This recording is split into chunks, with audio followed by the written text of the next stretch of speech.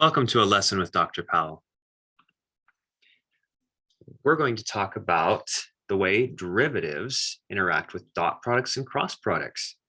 Do you remember that vectors can be described in terms of quaternions? In quaternion land, we can multiply, add, and even divide nicely. It's a very nice number system that we have going on. It doesn't exactly commute in the multiplication, but nonetheless, still, we can take limits of differences divided by other differences, or we can take derivatives just fine. And the derivative rules, such as product rule, hold just fine for that. So cross product and dot product are just projections of regular quaternion multiplication into different components. So if a rule like a product rule holds, let's see, dot product. Okay, so yeah, the dot product. So if a rule like the product rule holds for quaternions, then it also holds for its projections into different components. Hence, we have normal, we actually can use things like the product rule very nicely between cross products and dot products of vectors and other basic rules that we're used to. So for instance, what if we just had, well, let's just kind of look at what we might have. What if we have a vector function u of t, and we have another vector function v of t, and we've taken a dot product between these two vector functions. Then if we were to take a derivative where we're subtracting in this differences of vectors in a limit and over the change of the parameter and looking at that, or just taking derivatives component-wise even, we have a very nice feature.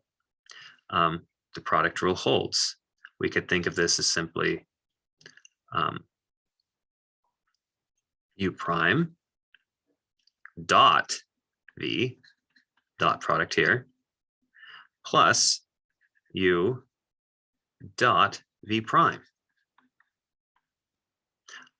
We could also think, and remember that these are dot products, so the result here is actually going to be a scalar, just a number, not a vector. Similarly, we could replace this dot everywhere with cross, and the statement would still be true.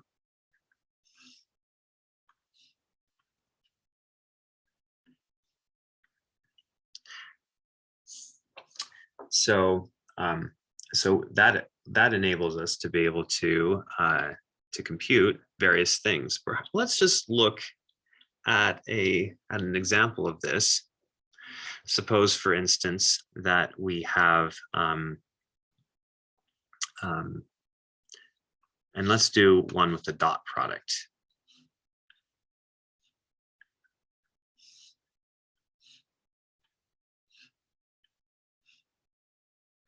What if we had a vector function? I'll use this notation this time for you. 2t, t, and 1. And let's suppose we have v of t is equal to t squared, 1, and t. Okay, so let's try this out in two different ways. Let's take a dot product first and then the derivative. So dot product would be 2t cubed plus t plus another t from there, so just 2t. Okay, now take a derivative. We end up getting 6t squared plus 2. Let's see if the same result holds when we use a dot product, when we use this product rule across the dot. Okay, so let's take the derivative of u, which is 2, 1, 0. And we're going to dot it with v. And we're going to add that then to this part, we take u, which is 2t, t1, and we dot it with the derivative of v, which is 2t, 0, 1. Okay, so let's take this. So let's take the dot product right here. So you'll end up getting 2t squared plus 1, and then just 0. So 2t squared plus 1. Okay, if I did that correctly. And over here, we're going to end up getting 4t squared, and then 0 and plus 1. And if we add, notice we get 6t squared plus 2. And the 2 match.